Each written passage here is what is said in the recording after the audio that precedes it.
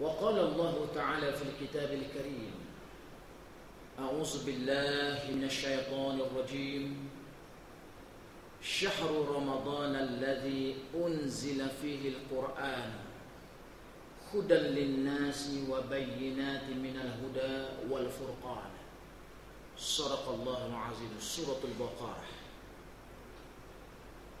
وقال رسول الله صلى الله عليه وسلم الصيام والقرآن يشفعان للعبد ليوم القيامة.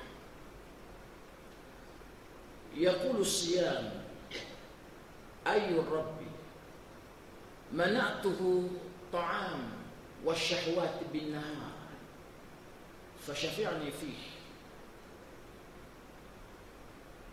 ويقول القرآن منعته النوم بالليل فشفعني فيه. قال فيشفعان. رواه الأحمد والطبراني والحاكم رضي الله عنه. وقال رسول الله صلى الله عليه وسلم من صام رمضان إيمانا واحتسابا غفر له ما تقدم من ذنبه. رواه البخاري. Syukran jazilan. Yang saya hormati barisan datang kuasa masjid, muslimin, muslimat, anak-anak yang didoakan agar terus dilimpahi rahmat dan hidayah kasih sayang Allah sekalian. Pertama, kita panjatkan rasa syukur yang tidak terhingga terhadap Allah Subhanahu wa taala. Alhamdulillah. Kita diajar di akhir Sya'ban yang lepas banyakkan berdoa, ya Allah, sampaikan usiaku untuk bertemu sekali lagi Ramadan yang karim. Alhamdulillah, Allah izinkan sekarang kita sudah masuk beberapa hari Ramadan. Maka syukur banyak. Dan kita tahu berapa ramai rakan-rakan kita yang tak sempat untuk masuk Ramadan sekian kalinya ini. Maka sebab itu kali ini bila sudah masuk Ramadan sekian kali ini, sedang ada usia ketika ini, tambah lagi doa, ya Allah, kalau ditakdirkan saya habis usia pada tahun ini, ya Allah, izinkan saya selesaikan Ramadan untuk kali ini. Tuan-tuan yang rahmat Allah sekalian, sebab itu kita masuk bulan Ramadan, jangan masuk macam orang awam masuk Ramadan. Ya, orang macam tuan-tuan yang istiqamah sembahyang 5 waktu masjid, takat ni lama Ustaz tak tinggal, kuat mengaji. Jadi orang-orang macam tuan-tuan dan puan-puan ni, dia mesti ada beza masuk bulan Ramadan berbanding dengan orang awam yang langsung tak ambil kisah solat 5 waktu dan sebagainya. Kena tahu Ramadan ini benda yang paling penting, serius, dan kena ada ilmu bila masuk bulan Ramadan. Kenapa Ramadan ini penting? Kerana Ramadan ini rukun, tiang Islam nombor 4. Wa qala Rasulullah sallallahu alaihi wasallam buniyal islamu ala khamsin syahadati an la ilaha illallah wa ashhadu anna Muhammadar Rasulullah wa iqamis salah wa ita'iz zakah wa shaum Ramadan wal hajjil bait. Rawahul Bukhari. Rasulullah sallallahu alaihi wasallam bersabda, buniyal Islam. Ma mana bunya? Apa maksud bunya? Dibina, diasaskan, ditegakkan Islam dengan 5 tiang kuat. 1, syahadatain, tiada Tuhan yang kusembah melainkan Allah. Tiada Tuhan, tolak dulu semua Tuhan-Tuhan, kepercayaan khurafat, illallah, melainkan Allah. Itu. Dan wa asyhadu anna Muhammadar Rasulullah, Muhammad pesuruh Allah. Bila mengucap, hari ini kalau kita tengok anak-anak muda kita mengucap, ha itu hilang. Wasyadu. Yang ini tolong betul kan? Ha itu jangan ditinggal. Rosak kalimah syahadatain. Asyhadu. Cuba cek anak-anak muda kita, asyhadu. Ha hilang, tak ada makna. Maka tiang nombor 1, kalimah syahadatain. Itu selesai. Kerana semua orang dalam masjid ni lahir daripada perut orang-orang Islam, insya-Allah secara keseluruhan. Tiang nombor 2, iqamis solah, dirikan solat. Maknanya solat berdiri, iqam. Ustaz, saya lenguh. Sejak saya menghadapi kemalangan jalan raya, saya tak boleh berdiri lama. Betul. Tapi selagi kita boleh berjalan, datang ke masjid, duduk dalam saf, maka takbiratul ihram itu mesti berdiri. Allahu Akbar, berdiri. Lepas tu tak boleh lama berdiri, baru boleh duduk. Maka takbiratul ihram itu mesti berdiri. Hari ni saya perhati ada orang dia buat kursi datang ke masjid, letak, duduk, angkat takbir, padahal dia boleh berjalan. Maka asas solat itu iqami, berdiri, mendirikan solat. Tiang nombor 2. Tiang nombor 3, wa ita'iz zakah, keluarkan zakat. 10.000, 20.000, 30.000, 40.000. Ini ada zakat yang perlu dikeluarkan. Jangan besok simpanan ini menjadi bala bila kita menghadap Allah Subhanahu wa taala. Tiang nombor 4, wasaumu Ramadan. Berpuasa 1 bulan Ramadan. Tiang nombor 5, wal hajjil bait, mengerjakan haji di Baitullah. Bagi tahu anak-anak muda kita, saudara mara kita, isteri kita, rakan tawanan kita, tak guna puasa tiang nombor 4 kalau sembahyang nombor 2 kamu lalai. Bagi tahu. Hari ini ramai orang puasa, dia solat tak penting. Dia puasa menjadi budaya pada dia, bukan tuntutan agama. Bagi tahu anak-anak muda kita, tak guna kamu tak sembahyang subuh kalau kamu tak guna kamu puasa kalau kamu tak bangkit sembahyang subuh. Jadi ditanya kita, jadi maknanya saya tak payah puasa lah. Ambil kuali, bagi muka dia sekali. Bukan suruh tak puasa, tak guna puasa kalau tiang nombor 2 ni tak dibina. Bagi tahu orang yang nak pergi haji, tak guna pergi haji kalau zakat kamu tak keluar. Duit puluh ribu simpan, zakat tak pernah dikeluarkan. Tuan-tuan yang ada KWSP, yang masuk skim berpencen, saya bagi ingatan, boleh beli, dapatkan pandangan Dr. Zaharuddin. Ini setakat ni orang yang kita siqah, pensyarah UIA, takhasus dalam bidang ekonomi Islam ini. Kalau menurut pandangan beliau, Dr. Zaharuddin, KWSP ini terimalah kenyataan, terimalah bahawa pelaburannya itu ada diletakkan di tempat-tempat yang tidak lepas dari syarak. Saya tanya rakan-rakan saya yang duduk dalam KWSP, kenapa melabur di tempat-tempat yang tak lepas syarak? Syekh, ini cerita lama. Dulu KWSP ini membangun, tak ada penasihat syariah yang kuat. Jadi KWSP ini dia mesti melabur di tempat-tempat yang mendatangkan untung, multinasional dan sebagainya. Bila dah letak, sekarang dah ada orang bijak pandai, penasihat agama, penasihat syariah, tengok ini tak lepas. Jadi kita ambil masa untuk memperbetulkan masalah ini. Maka sebab itu, kata Dr. Zaharuddin, KWSP yang tuan-tuan ada itu, yang dikatakan harta terhimpun itu, keluarkan. Tengok dia punya slip awal KWSP, berapa dividen. Ambil contoh 1,000. Kata Dr. Zaharuddin, 1,000 itu 50% keluarkan. Ambil 50% tu, letakkan seperti kita mengaji fiqh, asas. Duit-duit syubhannya letak di mana? Letakkan di tempat-tempat bina bangunan ke asas yang boleh dimanfaatkan oleh orang awam dan sebagainya. 50%. 500. Ambil simple pengiraan mudah. 500 lagi itu baru campurkan dalam harta yang tinggal, jumlah keseluruhan duit pendapatan KWSP. Sebelum guna 2.5% zakat itu mesti dikeluarkan. Nampak? Lepas zakat, barulah ambil duit itu, dimanfaatkan.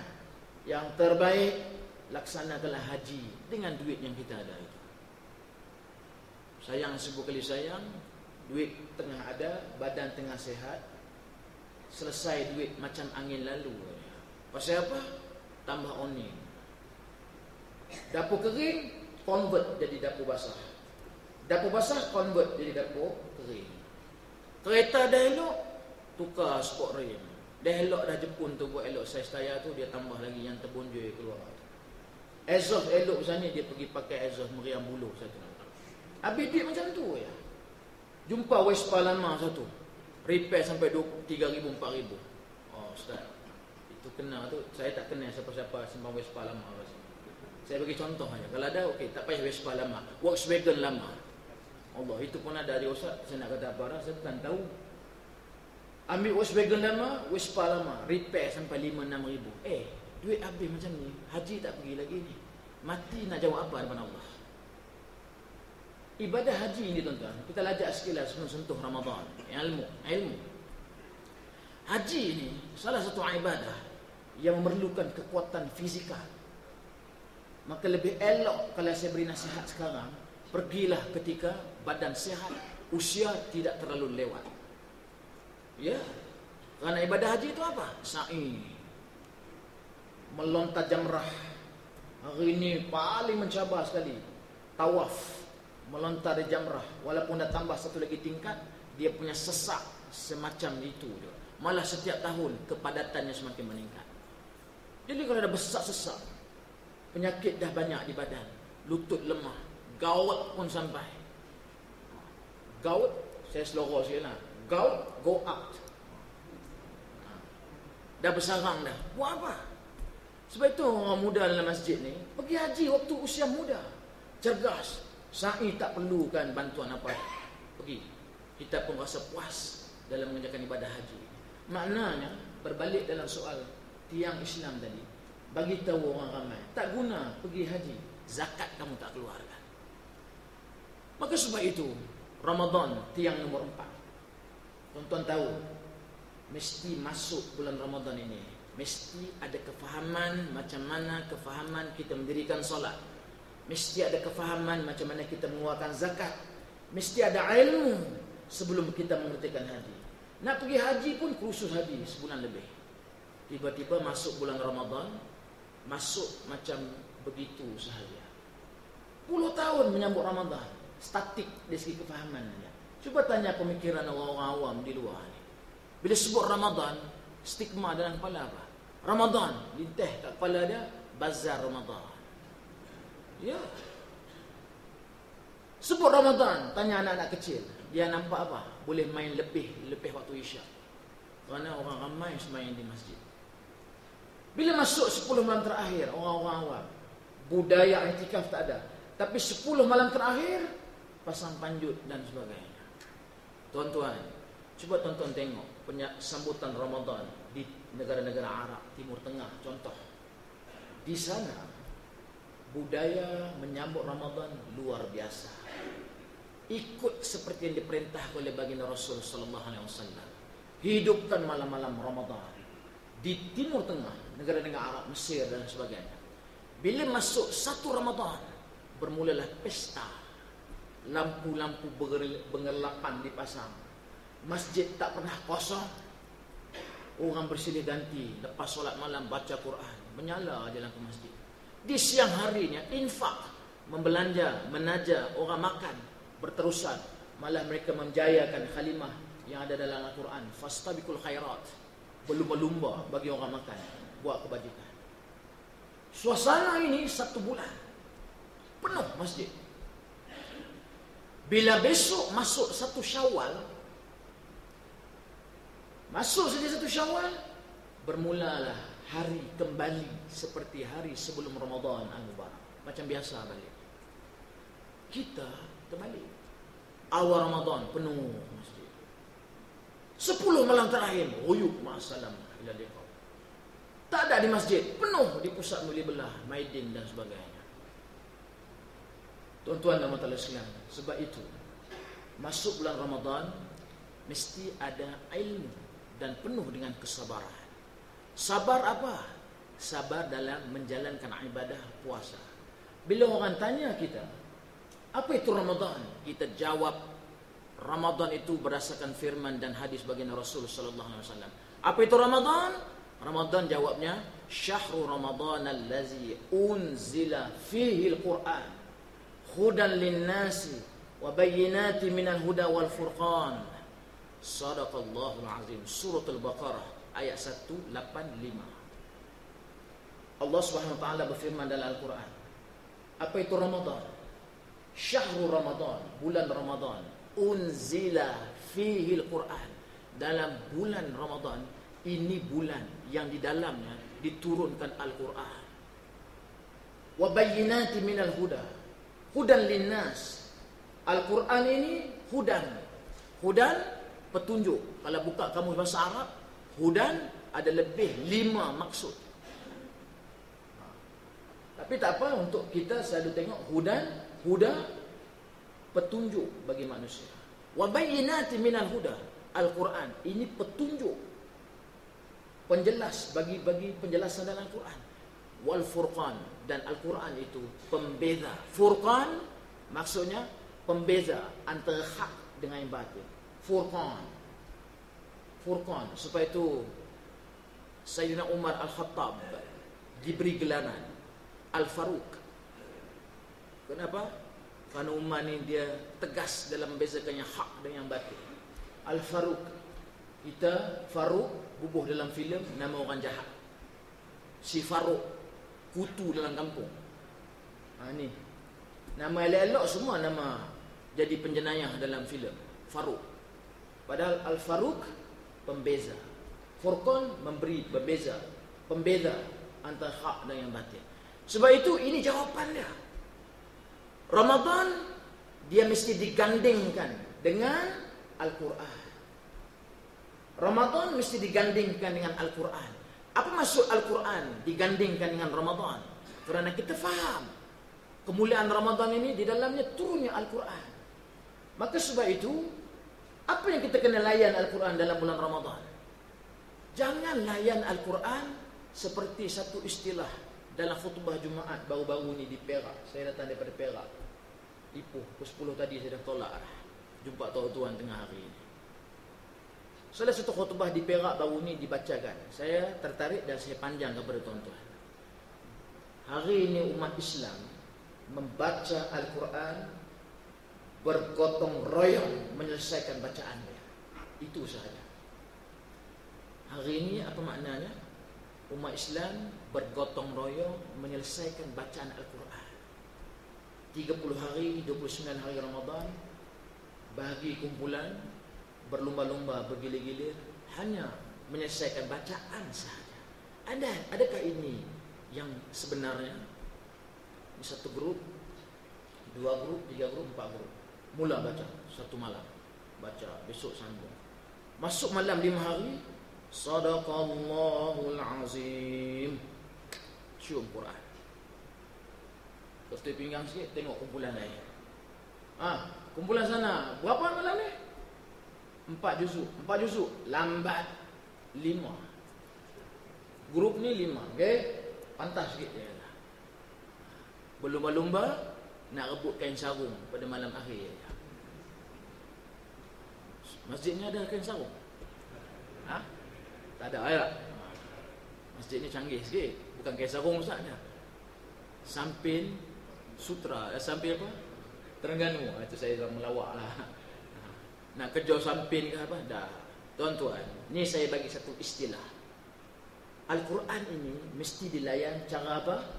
Istilah yang perlu tuan-tuan tahu ialah tadabbur Al-Quran. Tadabbur Al-Quran. Apa makna tadabbur? Apa maksud tadabbur? Tadabbur itu ialah membaca Al-Quran, menyemak bacaan, diperbetulkan orang-orang lain. Ini berlaku pada Nabi ketika masuk bulan Ramadan. Siapa semak bacaan Nabi? Jibril turun dengar Nabi baca. Kita panggil 4-5 orang duduk di satu grup kita ni, baca, semua orang tengok dan semua orang periksa bacaan kita. Dimantapkan lagi. Baca betul. Lepas baca, tadabbur lagi. Apa dia? Tengok makna-makna ayat dan kalimah Al-Quran. Syahrul Ramadan, bulan Ramadan. Unzila fihi Al-Quran. Di dalamnya diturunkan Al-Quran. Hudan linnas, petunjuk manusia.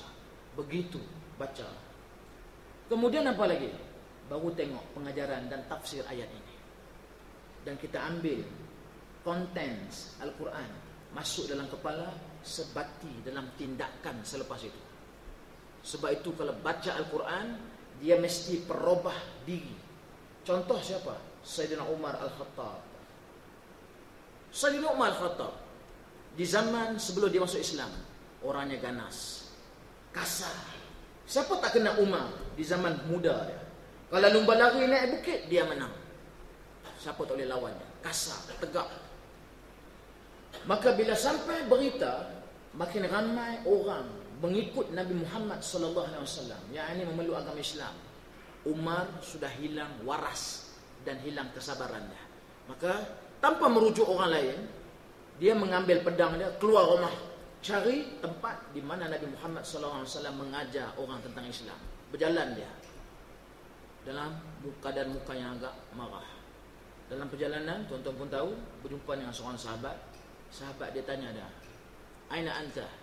"Anta nak pergi mana Umar?" Dua biasa nampak bawa pedang. Jawab Umar apa? "Cari Muhammad. Dia ni dah banyak merosakkan kita. Saya nak penggal kepala dia." Maka dijawab oleh para sahabat dia, "Umar, jangan kamu tergesa-gesa cari Muhammad. Kamu bereskan dulu adik kamu yang sudah jadi pengikut Muhammad. Sebelum kamu cari Muhammad, selesaikan ahli keluarga kamu dulu." Umar lagi naik darah. Dia tak tahu selama ini adik dia yang perempuan ini, yang sudah berkahwin ini, sudah menjadi pengikut Nabi Muhammad. Maka dia buat U-turn, cari. Sampai saja di pintu rumah adik dia, marah tinggi. Tapi bacaan Quran sudah menyentap masuk dalam telinga dia. Toha. Marah dah, Quran dah masuk dalam kepala. Dia ketuk dengan kuat. Maka adik dia tengah baca Quran. Bila tahu Umar di luar, cepat-cepat dia sorok Al-Quran. Dia buka pintu, Umar masuk dengan penuh kasar. "Apa yang kamu baca tadi? Serah pada aku." Maka dijawab oleh adik dia, "Jangan. Ini benda yang suci. Kamu dalam keadaan kotor.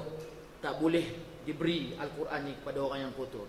Terus menerima hadiah istimewa, pelempang daripada Sayyidina Umar. Bila kena pelempang aja, jatuh berdarah muka. Ini kita sebut dalam sirah.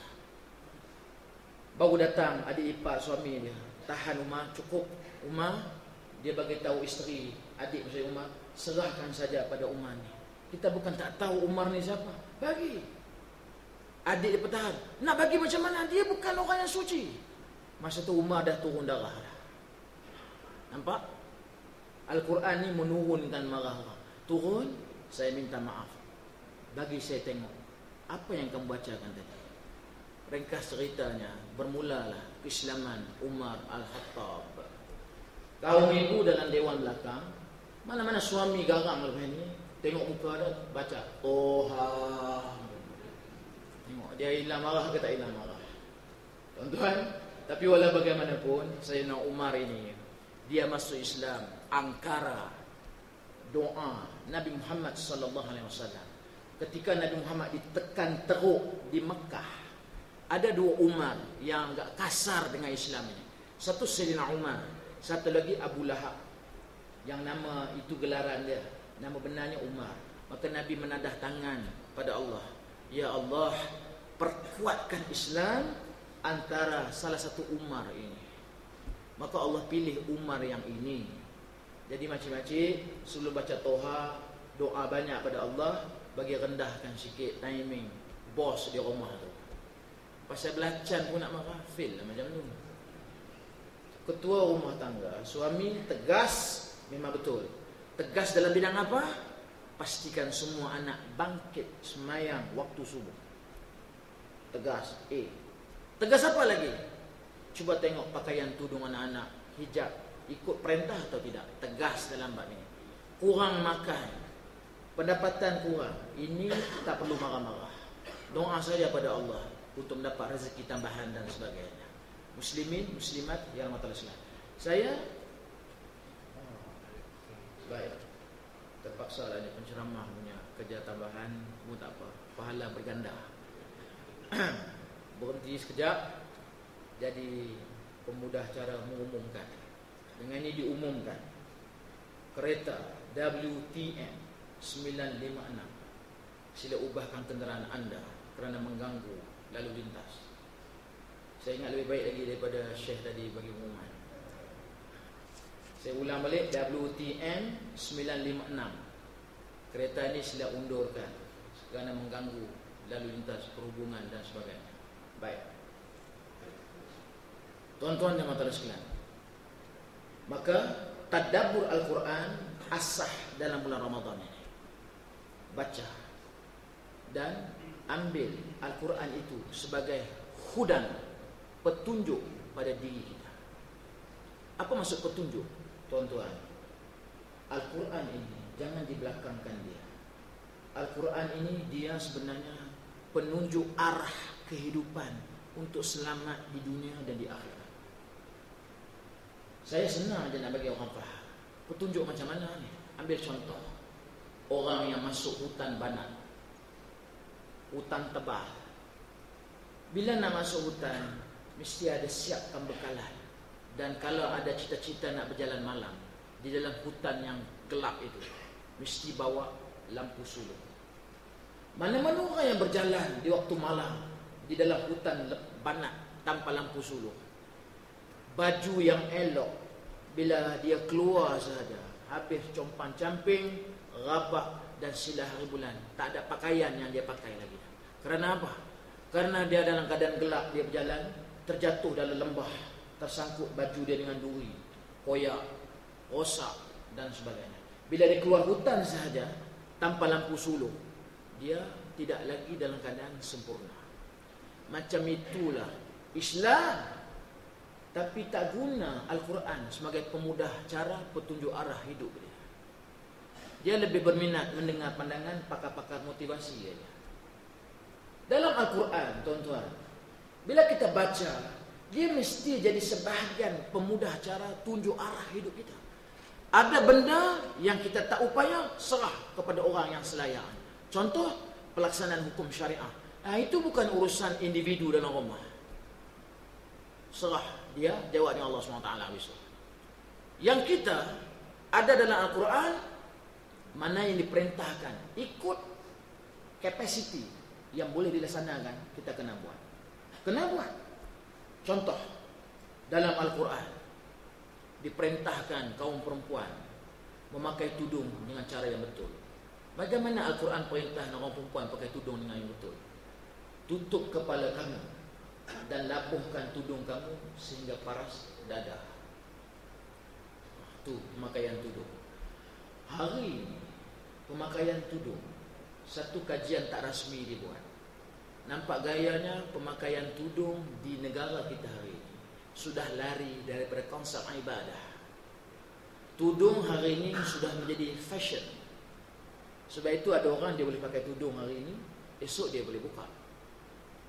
Dan tudung-tudung, tuan-tuan, kena tahu, dalam dunia ini ada lebih 10 jenis tudung yang dipakai oleh penganut-penganut agama lain selain pada Islam. Yang ada dalam negara kita ini, kebanyakan wanita dikatakan memakai tudung mirip seperti biarawati di gereja. Kenapa Ustaz cakap begitu? Kenapa tudung hari ini dikatakan macam biarawati di gereja? Contoh yang paling senang tuan-tuan tengok. Tengok saja tudung hari ini. Tudung yang ketat di bahagian tengkuk dia. Dia pakai tudung, tengkuk ni dia lilit atau dia ketat kan? Yang ini sama macam biarawati di gereja. Tengok nanti. Quran suruh tudung turun sampai paras dada. Hari ini tudung tak kat mana? Melepasi tengkuk sikit saja. Nabi larang orang perempuan mengikat sanggul yang tinggi di bahagian kepala dia. Macam Nabi bagi imbalan seperti tunggui unta. Hari ni orang perempuan ikut sanggui tinggi pakai tudung. Itu kalau lalu kat jantas sangkut kepala. Suami yang faham Al-Quran, ia ini kena semak pakaian anak perempuan dan isteri dia. Ini contoh tadabbur Al-Quran yang perlu kita perhalusi, memperbetulkan keadaan. Apa lagi contoh? Dalam Al-Quran jelas menunjukkan judi, arak, menenung anak nasib, kullu rijsum min amali syaitan. Dalam Al-Quran, arak, judi, tenung anak nasib, ini amalan syaitan. Dalam Al-Quran disambung satu lagi perintah. Allah Subhanahu wa taala sebut, fashtanibuh, jauhilah. Jangan kata buat, dekat pun tak boleh. Jauhilah judi, minum arak, tenung nasib. Hari ini kita kebanyakan umat Islam tidak prihatin dan serius melihat kehidupan anak-anak kita. Anak-anak dibiarkan pergi ke kedai-kedai runcit, tikam nombor situ.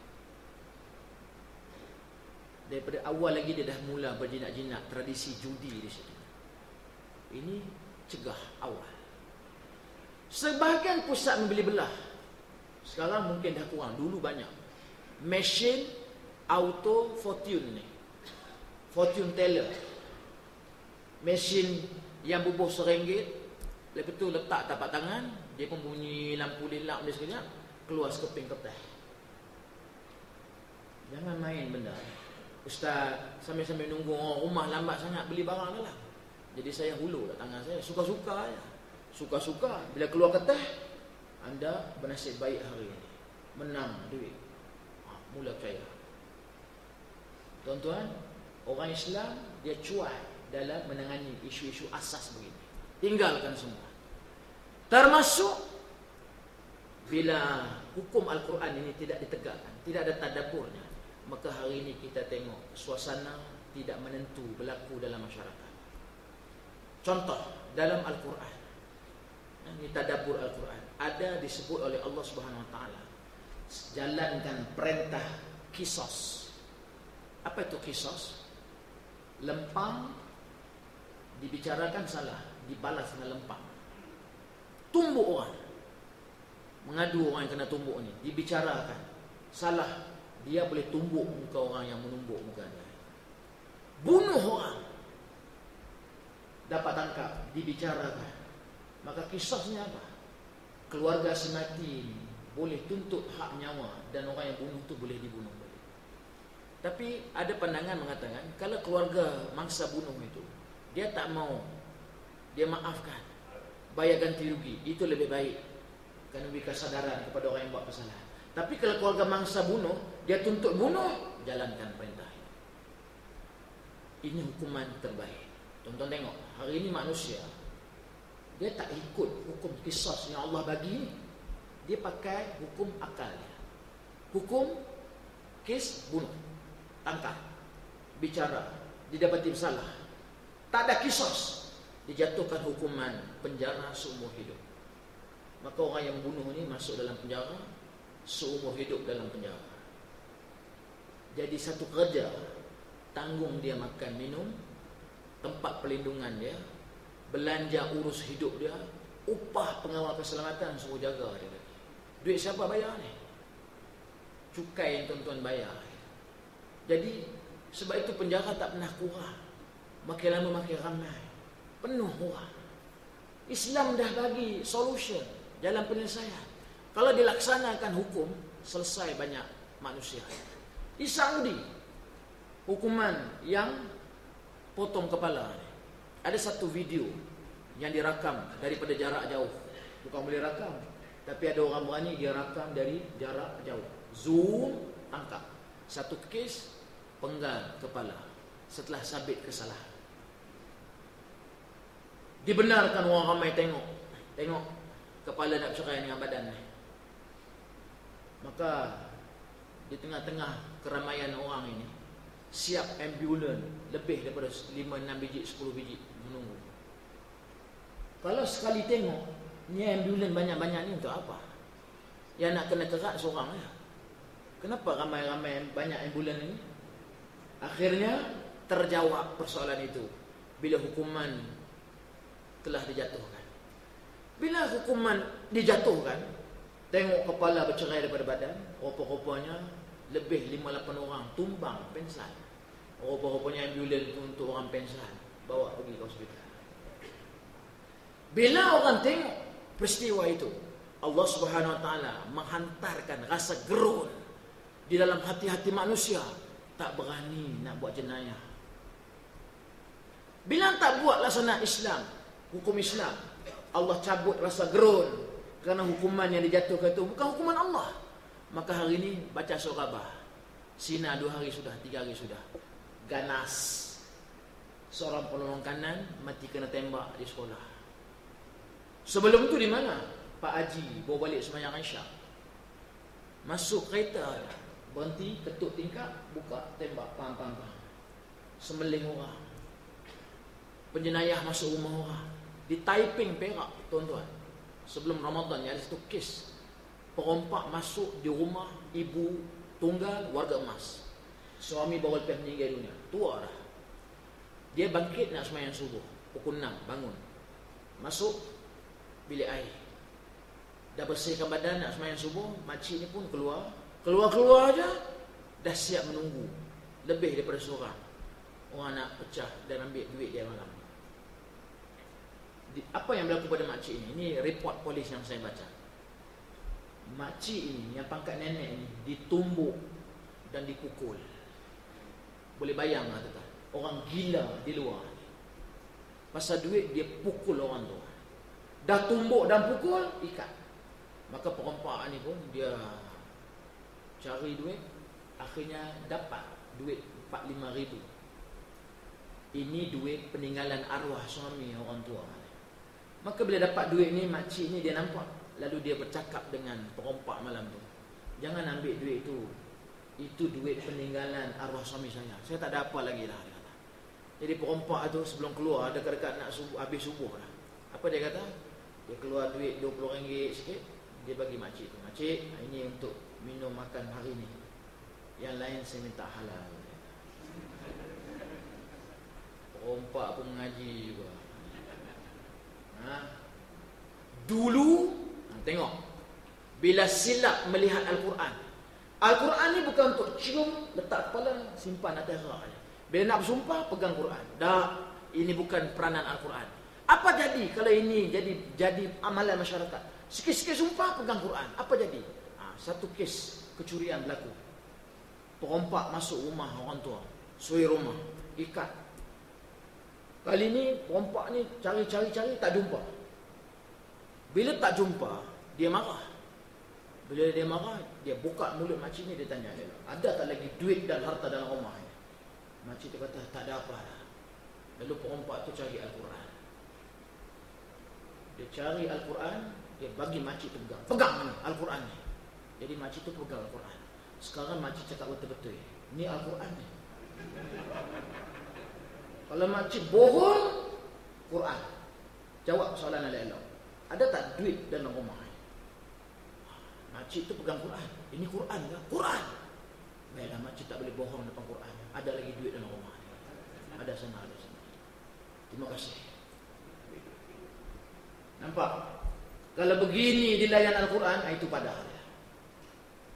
Tuan-tuan yang mataskan, perompak hari ni pun dia mengaji sesat dia lah. Hari ini bila dia ditegakkan hukum syariah, manusia gila berselerak di luar. Yang jahat bebas, tuan-tuan yang baik ni semua duduk dalam penjara. Kenapa saya kata tuan-tuan semua dalam penjara? Cuba balik rumah tengok, grill rumah tu. Atas grill, dapur grill, depan grill. Nak tidur malam, mangga, kunci, rantai lagi. Dapur macam tu, dah baring rumah bang, pintu pagar ada kunci belum, turun lagi, buka kunci, mangga, pergi, kunci mangga, masuk rumah. Berlaku kes kebakaran, tak ada nak buka, hangus dalam rumah. Sebab itu saya selalu sebut, orang jahat bebas. Orang baik macam tuan-tuan, hidup dalam penjara. Kenapa? Meninggalkan Al-Quran. Itu jawapan mudah. Kita kalau tak ambil Al-Quran, kapasiti manusia jadi jahat akan makin bertambah. Jadi yang teruknya kita, muslimin muslimat yang Allah sekalian. Sebab itu kena sabar dalam ibadah ini. Tertiblah kita melayan Al-Quran itu. Kalau tuan-tuan baca Al-Quran betul, maka kita kenanglah peringatan baginda Rasul sallallahu alaihi wasallam. Sesiapa yang menjaga puasa dengan baik, baca Al-Quran dengan baik, apa kata Nabi? As-siyamu wal Qur'anu yashfa'ani lil 'abdi yaumil qiyamah. Rasulullah sallallahu alaihi wasallam bersabda, puasa Al-Quran dia cari tuan dia besok di akhirat untuk diminta syafaat terhadap Allah Subhanahu wa taala. Wa yaqulu siyam ayur rabbi mana'tuhu ta'am wasyahwati bin nahar fasyafi'ni fihi ya Rabb. Orang ini tahan makan dan syahwatnya di waktu siang, beri dia syafaat. Datang pula Al-Quran, wa yaqulul Quran ayur rabbi mana'tuhu an-nauma bil-lail. Orang ini ya Allah, dia tahan mata dia tidur kerana baca Al-Quran. Qala, berkata kedua-duanya, fayusyafa'ani, beri orang ini syafaat, beri orang ini syafaat. Ibu-ibu bapak-bapak yang nama Allah sekalian, di akhirat besok jangan harap orang tolong kita. Anak 10 orang di sana besok nafsi. Sampai dalam sebuah hadis baginda Rasul sallallahu alaihi wasallam yang saya kutip daripada kitab Ihya Ulumuddin. Mafhum hadis ini, Aisyah meriwayatkan sebuah hadis. Rasulullah sallallahu alaihi wasallam bersabda, Nabi berkata, Aisyah, esok di yaumul mahsyar, hari dibangkitkan ke semua manusia dan hamba-hamba makhluk Allah Subhanahu wa taala ini.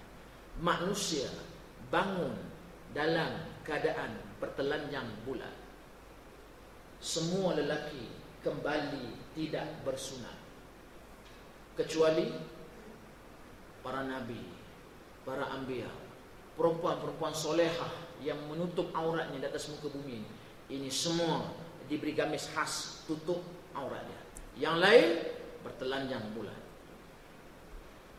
Maka Aisyah seperti orang awam tanya Nabi, ya Rasulullah, dalam keadaan bertelanjang, tak malukah kita melihat aurat masing-masing? Kalau budak-budak, dia seronok dengan hadis ini, kerana tak pakai baju ramai-ramai. Tapi apa jawapan Nabi? Aisyah, suasana ketika itu luar biasa yang tak pernah dilihat oleh semua manusia. Terkejut tengok suasana yang ada, maka tak sempat nak tengok hal ehwal orang lain. Mana tak terkejutnya? Dalam sebuah hadis lain Nabi menyebut ada orang yang akan berjalan dengan perut dia besok. Jalan dengan perut. Dunia tak ada. Yang ada binatang jalan atas perut ada. Ular. Dalam sebuah hadis yang lain, mafhumnya Nabi sebut akan ada manusia berjalan dengan muka dia. Ada orang jalan dengan lidah dia rentak panjang berjelir. Puluh ribu orang pijak lidah dia. Nak jalan macam mana? Ada orang akan berjalan ikut banyak mana dosa yang dibuat di atas muka bumi, diukur dengan peluh yang naik, yang keluar mencurah-curah daripada badannya. Siapa yang banyak berpeluh di atas muka bumi ini, kuat berdakwah, kuat bersedekah, selalu mengajak orang kebaikan, dia berpeluh, di sana dia tak ada peluh lah. Siapa yang tak berpeluh di dunia ni, duduk di rumah, aircon, rumah depan masjid, tak pergi sembahyang jemaah, sejuk je dalam rumah. Ayat ini syarat dengan peluh di yaumul mahsyar besok. Kata Nabi, ada orang peluh sampai buku lali, ikut dosa dia. Redahlah peluh para buku lali. Ada orang peluh sampai pinggang. Ada orang peluh naik sampai hidung, cungap. Orang lain elok aja berjalan. Dan ada orang, kata Nabi, berenang dengan peluh dia sendiri. Suasana begini tuan-tuan, tak mampu nak tengok aurat orang lain. Kalau baca kitab Ihya Ulumuddin lagi, Imam Ghazali mencatatkan peristiwa di Yaumul Mahsyar sungguh menggerunkan. Bangkit daripada kubur, matahari padam dalam tempoh berapa tahun, puluh tahun yang lama. Maka bergeraklah orang beramai-ramai dalam keadaan gelap. Tiba-tiba matahari dihidupkan. Kali ini matahari dihidupkan bukan macam biasa.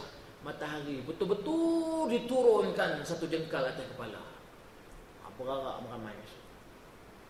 Langit, kata kitab Ihya Ulumuddin, langit dikeraskan, keras. Lalu langit ini diretakkan. Kenapa retak? Retak mengambil masa puluh ribu tahun. Untuk apa? Bagi seksa telinga orang di bawah. Retak, retak, retak, retak. Kita kalau dengar pinggan jatuh pun tak mampu kita nak dengar. Besi dengan besi, kemalangan jalan raya pun kita taklah nak dengar. Di sana langit diretakkan, seksa orang di bawah. Lepas retak, apa jadi? Langit dicairkan macam lilin. Dia menitik jatuh atas kepala-kepala orang di bawah. Ini suasana tuan-tuan di akhirat. Siapa nak tolong? Anak. Anak nampak. Ni bapa saya. Ni mak. Ini anak 10 orang yang aku sayang dulu ni. Ni kawan baik. Semua ada. Tapi semua tutup mulut. Nafsi-nafsi. Kerana semua orang sibuk dengan urusan masing-masing. Siapa nak tolong? Baru terkenangkan hadis ini. As-siyamu wal Qur'an yashfa'ani lil 'abdi yaumil qiyamah. Tuan-tuan jaga puasa tuan-tuan. Jaga Quran. Sabar dalam ibadah. Dia cari tuan dia besok di akhirat. Macam mana dia datang Ustaz? Quran datang macam mana? Puasa datang macam mana? Wallahu a'lam. Tak tahu. Tapi tuan-tuan umur 50, 60. Ustaz, 40 tahun saya puasa. Saya jaga. Ini cari tuan dia besok. Quran baca sampai waktu malam. Tadabbur Al-Quran, hafal Quran. Tak ada istilah umur lewat dalam hafal Quran ini. Sayyidina Umar berapa umur dia? Masuk Islam, lewat. Tapi Quran dalam kepala dia. Saya nak tanya tuan-tuan. Sayyidina Umar Al-Khattab menghafal suratul Baqarah berapa lama? Berapa banyak suratul Baqarah? Ayat berapa banyak tuan-tuan? Berapa? Nak test sikit jemaah as-sabirin tengah hari ini. Berapa? 286. Kuliah subuh tadi di Ipoh ada orang kata 283. Saya jawab, okey, di masjid ni saya kut 286. Kalau salah, tanggung jawab orang yang bagi tu. Saya gurau ni. 286. Suratul Baqarah, Sayyidina Umar hafal berapa lama? 286. Dalam sirah menceritakan Sayyidina Umar menghafal Al-Quran Suratul Baqarah 10 tahun. Kenapa Umar dan para sahabat ambil masa yang lama? Tadabbur Al-Quran. Turun Al-Quran, tak ada mushaf macam kita baca ni. Turun, dia dengar Nabi baca Al-Quran, ambil dalam telinga. Ambil dengan telinga, simpan dalam kepala. Bermulalah dia menghafal. Kemudian dia tadabbur, baca, apa anda ayat ini? Kemana arah tuju ayat ini? Apa perintah Allah? Selagi dia tidak menguasai ayat yang dia dapat itu, dia tak akan pindah ayat yang lain. Nampak? Tadabbur Al-Quran 10 tahun, surah Al-Baqarah sebati dalam diri dia. Hari ini orang hafal Quran 6 tahun, 7 tahun, 8 tahun, 30 juzuk. Dapat hafal. Tadabbur belum tentu. Abdullah bin Umar, anak ada, surat Al-Baqarah berapa lama? 8 tahun. Jadi tak ada istilah lewat. Usia tuan-tuan ni hafal Quran, berkawan dengan Al-Quran, sebati Al-Quran dalam diri. Al-Quranu yashfa'ani lil 'abdi yaumil qiyamah. Dia cari tuan dia besok di akhirat. Tuan-tuan yang rahmat Allah sekalian. Akhir, lagi 5 minit pukul 3. Quran, puasa, jaga.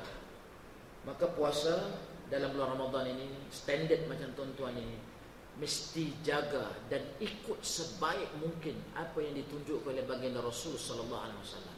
Kita masih di peringkat awal Ramadan lagi. Jangan jadi puasa macam orang lain yang tak ada ilmu.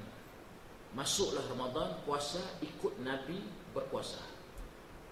Banyak kita ringkaskan. Satu, apa yang diperingatkan kita bila masuk bulan Ramadan? Jangan tinggalkan waktu sahur. Susah senang, tak ada makanan, bangkit malam, bangkit sahur. Gerakkan anak-anak kita, gagah-gagahkan dia, makan sikit, lepas tu nak tidur. Kenapa sahur? Ustaz, saya dengar sahur ni dia sah juga puasa. Memang betul. Tak bangkit sahur pun sah puasa. Ustaz, saya lama dah 30 hari mana pernah sahur. Elok saya puasa. Memang betul, boleh.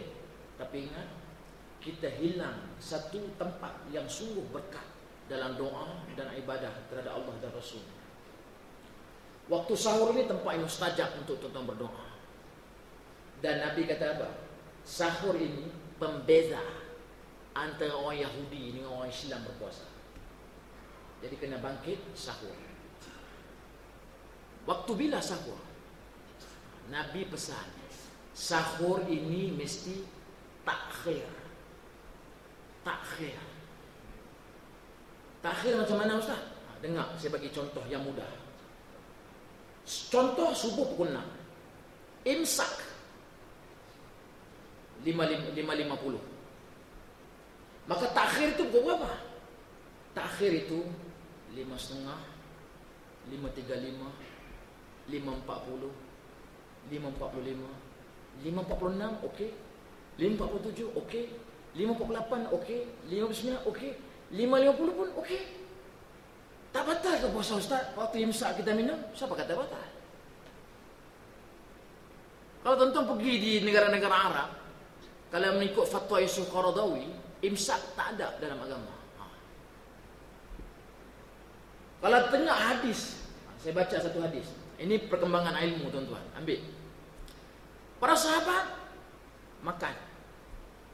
Takhir. Tiba-tiba azan berkumandang. Allahu Akbar, Allahu Akbar. Maka dalam hadis itu menceritakan, makanan di tangan diletakkan, makanan di mulut dikunyah, dan dia minum lagi air untuk melalukan makanan, kemudian dia bangkit berdiri solat subuh. Sekarang Ustaz boleh ke apa macam tu? Dengar dulu sampai habis. Dengar dulu. Kalau tuan-tuan buat macam tu, ini kira kuliah saya yang terakhir di Masjid As-Sabirin. Sampai ke Mufti Selangor, penduduk-penduduk As-Sabirin semua makan waktu subuh. Pasal apa? Sejak bermulanya kuliah Syekh Suhaimi, Zuhud, semua orang berubah dah. Ancong aku. Tuan-tuan, kalau tanya saya, macam mana Ustaz? Kalau Qaradawi kata memang betul. Imsak itu bid'ah yang diada-adakan. Tapi kalau tanya saya, macam mana Ustaz kita ada imsak? Jawapan saya untuk tuan-tuan, pegang elok, dengar elok ni. Jawapan saya ialah, kita menghormati pandangan ulama-ulama Nusantara kita. Full stop, habis. Kerana para ulama kita pun dia bincang, dia ada nas, dia ada asas. Maka kita hormatilah imsak. Kenapa? Jawapannya senang aja. Orang Melayu ni kuat terbabeh itu aja. Ustaz, makan nasi 5.30, 5.35 mana sempat? Memang betul. Yang jenis mentega darah nasi ni, bangkitlah pukul 5. Pukul 5 makan nasi, 5 subuh 5.20 berhenti baca Quran. 5.35, 5.40 ni apa? Kurma, air kosong. Jangan 5.45 tu baru letak nasi. Bubur nasi hangat dah. Tambah kuah kari, berselera. Lebih nasi, tambah kuah. Lebih kuah, tambah nasi. Lebih nasi, tambah kuah. Lalu terbabeh terus sampai subuh tu. Sebab itu ulama bagi kita ni imsak. Orang Melayu kuat terbabeh. Jadi kita hormat budaya imsak. Maknanya apa? Mulai malam ini, tuan-tuan semua takhirkan sahur itu. Dan berdoa banyak di akhir-akhir sahur. Makbul di sisi Allah SWT. Itu ilmu masuk Ramadan. Bukan pukul 3 pagi mentega darah roti canai kedai Mamak Naina. Jumpa ramai-ramai makan roti canai 3 pagi. Assalamualaikum. Waalaikumsalam. Buat apa ni? Sahur Ustaz ni, sahur. Itu bukan sahur. Itu mentega darah ni mana? Siapa makan banyak di waktu malam sebelum tidur, harapan cerah untuk lebuh subuh besok pagi. Berat badan. Sebab itu tak ada sunnahnya bangkit makan malam ni. Kita orang Melayu selalu ambil terbalik. Dalam agama puasa ini, Nabi anjurkan iftar bagi orang buka puasa. Siapa yang menganjurkan orang buka puasa, dia akan dapat pahala orang berpuasa itu semua tanpa mengurangkan pahala puasa orang yang diberi makan itu. Satu hari tuan-tuan tajah seorang, 30 hari Ramadan, 30 puasa tuan-tuan dapat saham di akhirat itu. Maknanya Nabi anjurkan apa?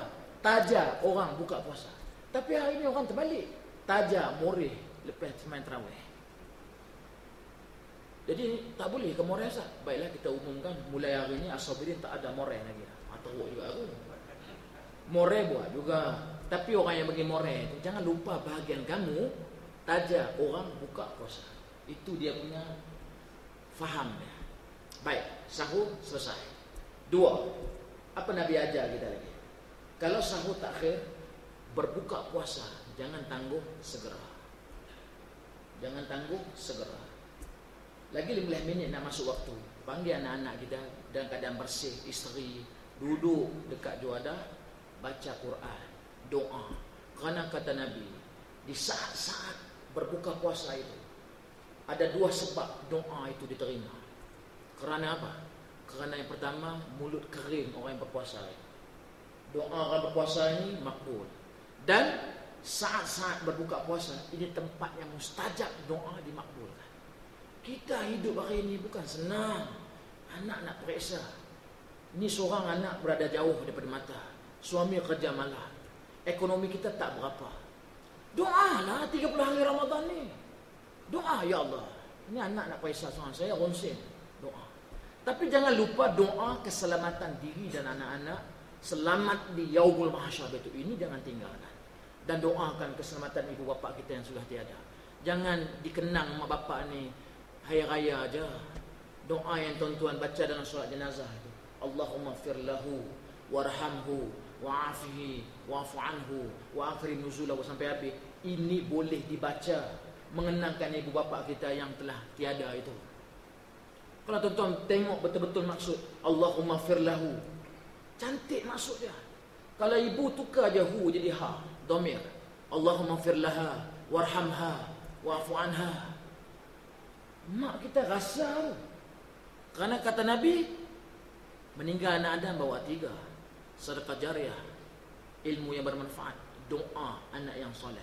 Tuan-tuan doa mak bapak tuan-tuan petang ini sampai pada orang itu petang ini. Hari ini orang tak buat. Mak dah meninggal 10 tahun lebuh. Macam angin lalu je, tak ada ingat langsung lah. Rugi lah. Anak 10 pun apa maknanya macam ni. Maka sahur, tunggu tarbiyah anak-anak waktu buka puasa. Jangan buat macam sebagian orang. Letak anak 2 orang kat belakang mati motor, 2 lagi kat belakang, tawaf satu taman. Bagaimana ni? Lambat buka puasa, ambil angin, round taman. Kalau ada isteri tambah seorang lagi isteri, anak depan isteri round taman. Sambil menunggu buka puasa. Allahu Akbar, Allahu Akbar. Dia pun buat U-turn balik rumah. Ini leceh betul. Dan orang yang suka menyapu, ngemeh-ngemeh rumah ni, dekat-dekat buka puasa jangan buat kerja lagi. Ini ada orang dia menyapu sampah nak buka puasa. Allahu Akbar, Allahu Akbar. Isteri panggil, abang buka puasa. Ni perlu hangat ni, dia kata. Jalan dulu dia. Dia pun duduk di luar rumah. Apa? Dan satu lagi elakkan. Allahu Akbar, Allahu Akbar. Orang minum dia hilang. Rupanya ada dekat belakang tandai. Dia buka kurma panjang dia. Ayah ni lagi parah. Ustaz ni daripada tadi kuliah dia elok lah. Tiba-tiba dia masuk bab ni. Leceh betul. Elok dah dia ceramah. Bab ni dia sentuh. Aku mak Ustaz ni. Jangan jadi macam perang kanan kau tembak tu sudah. Jangan tembak saya. Saya teguk cara baik aja. Rokok ni fatwa fix sedunia dah kata haram. Fatwa kebangsaan dah kata haram dah. Jadi sebenar Ramadan ni tinggal terus rokok ni. Saya sikit saya nak bagi tuan-tuan. Kalau kita marah pada Yahudi, rokok ini ada berapa persen ambil sumbang pada Yahudi, tajar dia. Yahudi ni cerdik. Dia akan buat satu benda yang infak pada dia hari-hari masuk. Salah satu benda yang masuk bantu dia ni duit cukai rokok. Dan semua jenama rokok ni, cuba tengok betul-betul, mesti ada lambang singa. Singa ni binatang suci Kristian Yahudi lama. Singa Judas namanya. Cek, semua jenama rokok mesti ada gambar singa. Singa tu dia punya. Dah Ustaz, saya gudang garam dia kata. Nak mengelak juga tak tahu lah. Guna garang tak ada kena-mena Yahudi sah. Tak kata apa lah, dia nak mengelak Allah. Dia pulang lah. Baik. 3, Nabi ajar kita cara buka puasa. Apa Nabi ajar? Bila masuk berbuka puasa, Allahu Akbar, Allahu Akbar, Allahumma laka sumtu wa bika. Sampai habis, Nabi suruh kita, bukalah puasa kamu dengan tamar basah. Hari ini dah banyak dah. Buka. Yang terbaiknya ambil nombor ganjil 3. Buka dengan 3. Tak ada kurma basah, Nabi kata apa? Tamar kering. Tamar kering 3 makan. Kalau tak ada kurma basah, tamar kering, option yang ketiga apa dia? Air kosong. Air kosong minum. Baru masuk benda yang lain. Maka dengan itu diumumkan, cendol, teh tarik, cincau, ini senarai nombor 10 semua sekali. Sebab itu kita tak berapa stabil semayang malam bila mulut ni penuh.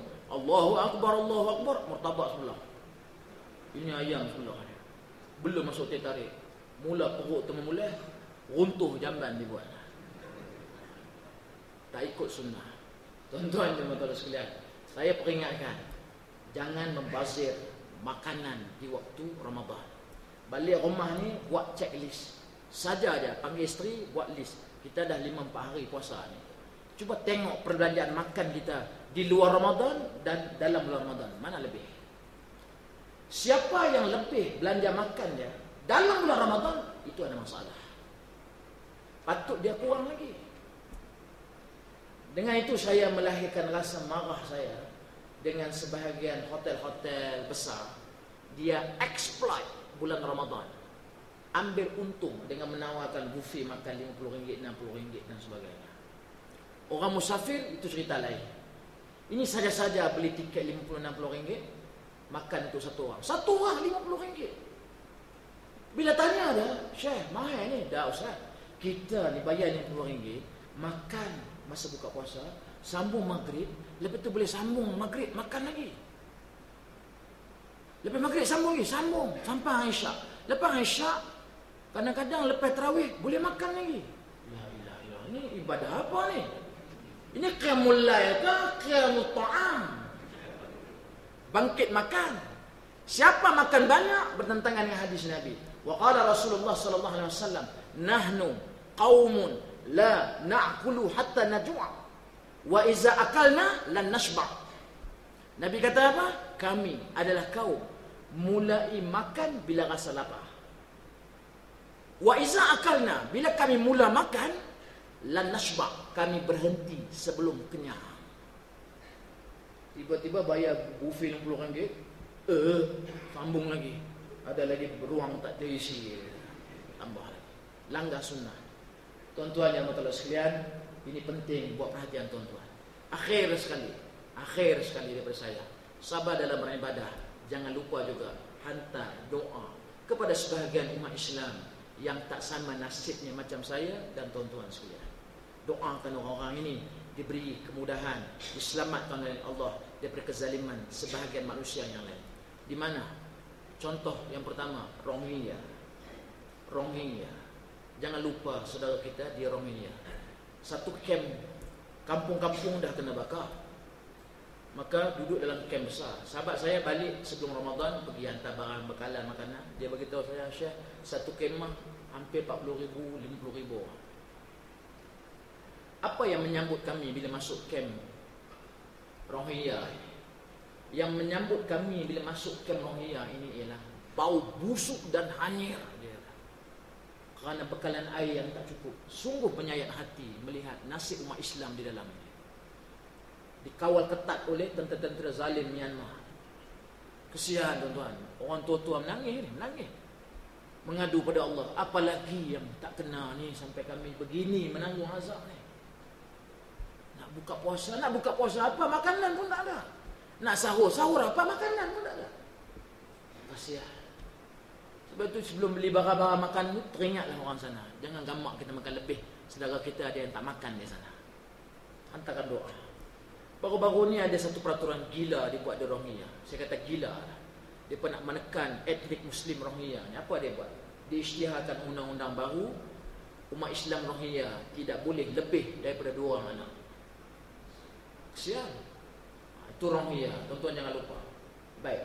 Yang kedua di mana? Di Syria. Di Syria. Saya perbetulkan tuan-tuan. Minta maaf lah. Saya anggap berita dalam TV, dalam surat khabar, semua berita ini meragukan. Kalau tuan-tuan baca berita-berita ini dalam surat khabar, dia akan sebut perang antara kerajaan dan pemberontak. Tuan-tuan, ini bukan perang kerajaan yang pemberontak. Ini pembunuhan Syiah Alawi Bashar al-Assad kepada Sunni di Syria. Sebab itu mujahidin Jordan masuk, Chechnya masuk, Saudi masuk, tolong orang Syria sekarang. Dan ini menjadi sebab Morsi diturunkan. Salah satu sebab. Di Syria, kalau betul-betul baca surat khabar kita, bahasa Melayu ke bahasa Inggeris, kau akan tengok. Baca, tengok. Akhir sekali, dia akan tulis di mana sumber berita. Reuters, Press TV, CNN. Ini siapa punya? Reuters, Press TV, CNN. Ini semua milik Yahudi la'natullah. Maka berita dalam dunia ini, mereka yang buat kacau bilang, mereka timbulkan berita. Maka sebelum sebar pada manusia seluruh negara, seluruh dunia, masuk dulu pejabat-pejabat orang ini, Reuters, CNN dan sebagainya, tapis, ubah, baru dihantar untuk tatapan masyarakat di dunia ini. Sebab itu kalau tuan-tuan ada keupayaan, buka YouTube yang domainnya itu daripada gerakan Islam. Antaranya buka dan baca berita. Apa nasib umat Islam di Timur Tengah? Al-Ahkam.net satu, dalam bahasa Arab. Ataupun buka Yusuf Al-Qardawi.net, baca. Paling kurang pun tuan-tuan bukalah siaran Al Jazeera. Boleh tahan dan sumber yang siqah, boleh dipercayai. Itu di Syria. Pembunuhan orang awam sungguh menggila. Anak-anak dibunuh tanpa belas kasihan. Satu YouTube yang disebarkan di alam maya ni, siapa yang sebarkan? Tentera-tentera Bashar al-Assad juga. Untuk apa? Untuk menjatuhkan moral pejuang-pejuang yang berjuang di Syria. Apa dia buat pada anak-anak? Anak-anak kecil umur belasan tahun, dikumpulkan beramai-ramai, dilondehkan pakaiannya, tinggal seluar pendek saja. Kemudian digali lubang suku masjid tuan-tuan ni. Kemudian disuruh anak-anak ni turun, baring ramai-ramai. Kemudian askar-askar yang di atas ni tanam hidup-hidup. Saya selalu tengok Facebook ke YouTube kawan-kawan hantar ni malam. Siang tak ada. Lepas balik kuliah malam, kuliah maghrib, saya akan tengok. Jadi sekali tu saya tengok YouTube pembunuhan anak-anak Syria ni. Tempat diperahsiakan, tapi berlaku antara 2010-2011, awal konflik di Syria. Bila tengok YouTube ni, anak-anak Syria yang kena simbah muka kena pasir, tepih-tepih muka, dia minta rayu jangan buat macam ni.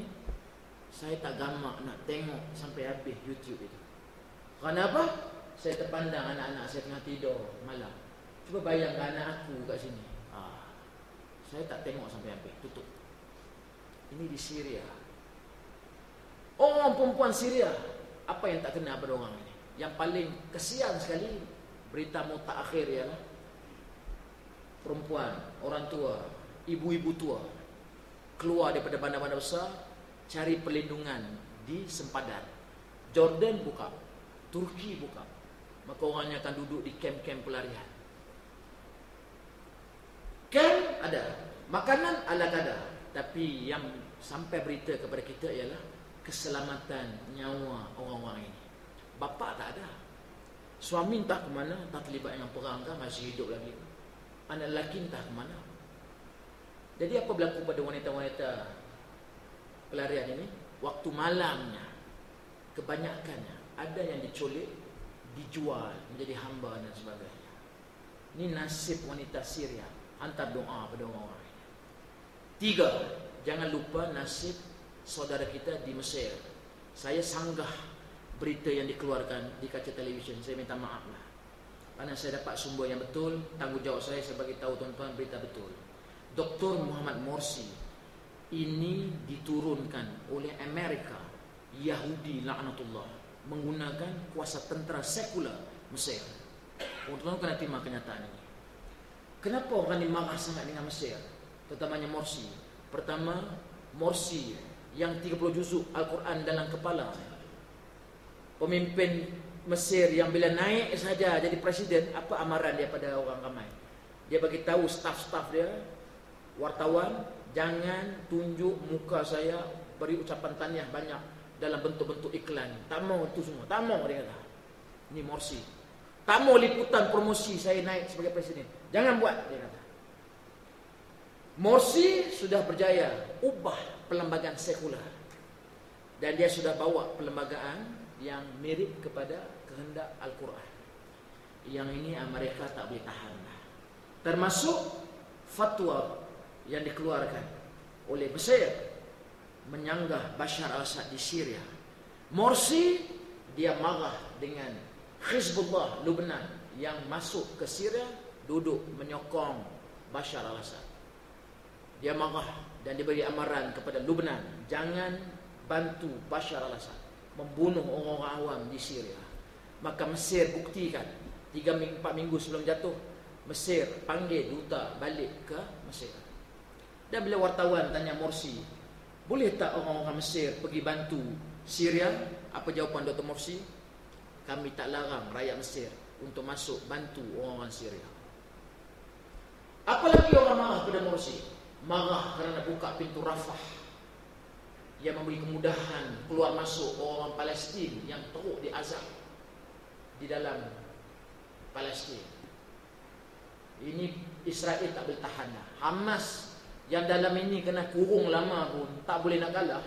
Tiba-tiba buka pintu Rafah, bekalan ubat masuk, makanan masuk, penasihat tentera masuk. Ingat boleh tahan? Tak boleh tahan. Maka Morsi diturunkan. Sampai saat ini saya cakap dengan tuan-tuan, kita tak tahu di mana dan apa nasib Dr. Muhammad Morsi sekarang ini. Hilang.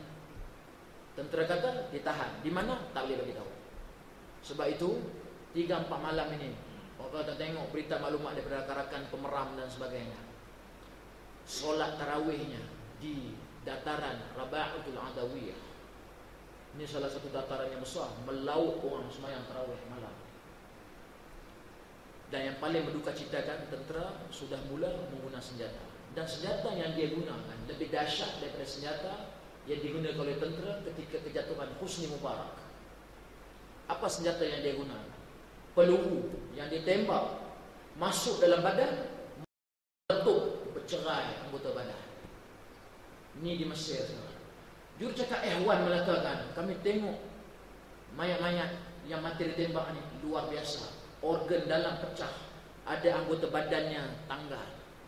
Ini senjata yang digunakan oleh tentera Mesir. Kalau tuan-tuan tengok dalam TV, jurucakap tentera jawab, kami terpaksa tembak orang-orang ini kerana orang ini telah mula menyerang kami. Dan keluarlah gambar-gambar balingan Molotov cocktail, baling batu. Ini gambar lama, gambar yang ada zaman Husni Mubarak dulu, bukan gambar sekarang. Yang ramai-ramai tak ada siapa pegang senjata ni, yang Ikhwan buat sekarang. Sekarang orang tangkap semua dah keluar. Tangkap pimpinan kanan Ikhwan. Siapa? Mursyidul Am, Dr. Abdullah Badai. Mantan Mursyidul Am, Mehdi Akif. Dah berapa pimpinan kanan Ikhwan. Dalam senarai tangkap. Kalau tangkap tak jumpa dalam ini. Tapi Allah nak selamatkan semua pemimpin Ikhwan tak boleh tangkap. Kenapa? Mereka duduk beramai-ramai dalam demonstrasi padat manusia di tengah-tengah bandar Mesir. Nak tangkap tak boleh. Mana Dr. Abdullah Badai? Dia dah berada di tengah-tengah perlindungan jutaan manusia di Mesir. Tak tahulah sehari dua ni dapat tangkap atau tidak. Dan akhir sekali, saya nak bagi tahu tuan-tuan, doakan nasib baik selamat umat Islam dengan menyelamatkan ulama kita yang namanya Syekh Dr. Yusuf Al-Qaradawi. Yusuf Qaradawi ini pimpinan Ikhwan yang pernah dipenjarakan di Mesir. Bila dia dibebaskan, dia selesa keluar daripada Mesir dan dia mendapat perlindungan daripada Qatar. Qatar. Amir Qatar masa itu baik orang dah. Lalu dia jaga Qaradawi. Daripada Qatar, Qaradawi banyak menulis dan mengeluarkan kitab-kitab besar, fiqh jihad, fiqh alawiyah, dan fatwa-fatwa yang sampai pada kita sampai hari ini. Mesir dia tak boleh duduk zaman Husni Mubarak. 3-4 minggu sudah kita dapat maklumat, rakan saya bercakap terus dengan anak Yusuf Qaradawi. Dia kata sekarang Amir Qatar ini telah ditukar. Dia telah diganti dengan anak Amir ini, isteri nombor 2, umur 33 tahun. Yang paling menggusarkan ialah yang mengganti ini tuan-tuan, dia punya background, latar belakang pendidikannya barat, kaki bola, kaki hiburan. Jadi maklumat yang kita ada ialah Qaradawi belum tentu nasibnya baik dan boleh lagi duduk di Qatar. Mungkin dia kena keluar. Kalau keluar, dia nak balik mana? Mesir. Mesir dah berbola. Ini nasib umat Islam hari ini. Sebab itu, mulai hari ini, tuan-tuan hantar doa. Apa doa? Saya ajar. Tuan-tuan pun sebagainya dah baca doa. Allahumma inna naj'aluka fi nuhuri a'da'ina wa na'udzubika min syururihim. Allahumma baddid syamlahum wa farriq jam'ahum wa syaqqit kalimatahum wa zalzil aqdamahum wa sallit 'alaihim kalban min kilabik ya Qahhar ya Jabbar ya Muntakim ya Allah ya Allah ya Allah. Allahumma ya munzilal kitab wa ya mujras sahab wa ya hazimal ahzab ihzimhum wansurna 'alaihim. Baca doa ini, pastikan tahu maksudnya supaya kita khusyuk menghantar doa saudara di Rohingya, Syria, Mesir, Qaradawi dan sebagainya. Apa maksud doa ini? Saya ambil sikit saja. Wasallit 'alaihim kalban min kilabik. Ya Allah, hantarkan kepada mereka anjing daripada anjing-anjingmu. Kalban, anjing. Ustaz, macam mana Allah bela anjing? Bukan Allah bela anjing. Wasallit 'alaihim, hantarkan kepada mereka kalban, anjing, bermakna tentera Allah yang menerkam, yang lebih hebat, yang lebih kuat, hantar ke sana. Itu doanya. Sebab itu kalau pergi negara Arab, jangan tulis pelancaran Kelab As-Sabiri. Kalau lancar bahasa Jawi di Mesir, Kap Lamba, orang Arab bukan macam kelab, Kalbun As-Sabirin dia. Jadi ada satu orang tu dia lancarkan satu kelab di Mesir, kelab ... Jadi orang Arab baca limaza kalbun huna. Ini anjing apa yang daftar kat sini? Jadi orang tu pun tukar cepat-cepat, tak pakai kelab dah. Dia pakai lain. Kelab apa tu Ustaz? Kalau nak tahu jumpa saya, pengen saya bagi tahu kelab. Baik, setakat itu saja. Selamat menjalani ibadah puasa. Minta maaf segala kekurangan dan saya doakan tuan-tuan sempat menyelesaikan usia masuk Ramadan kali ini, termasuk golongan orang yang soleh, kuat berinfak, kuat baca Quran, kuat tadabbur Al-Quran, dan insya-Allah bila kita keluar pada Ramadan, ghufira lahu ma taqaddama min zambih, akan diampunkan dosa-dosa kita yang telah lalu. Aqulu qawli hadza astaghfirullah li wa lakum fastaghfiruhu innahu ghafurur rahim. Assalamualaikum warahmatullahi wabarakatuh.